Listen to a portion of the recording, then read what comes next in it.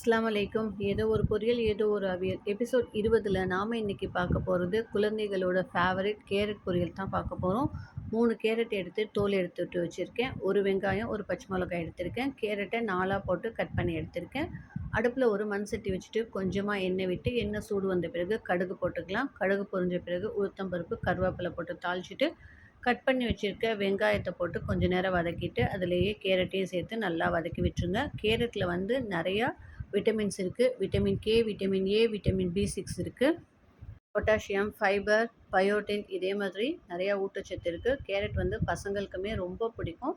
So அடிக்கடி சாப்பாட்டில் சேர்த்துக்கோங்க. தேவையான உப்பு போட்டு கொஞ்சம் நேரம் வதக்கிட்டு அது வெந்து வரத்துக்கு கொஞ்சமாக தண்ணீர் விட்டு ஒரு மூடி போட்டு வச்சுருங்க. அது வெந்து வரட்டும்.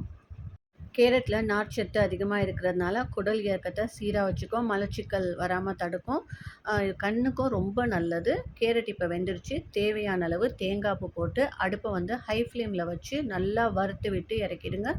சூப்பரான கேரட் பொரியல் நமக்கு ரெடி ஆகிடுச்சு. கண்டிப்பாக இந்த மெத்தடில் நீங்களும் ட்ரை பண்ணி பார்த்துட்டு உங்கள் கமெண்ட்ஸை எனக்கு சொல்லுங்கள். அஸ்ஸலாமு அலைக்கும்.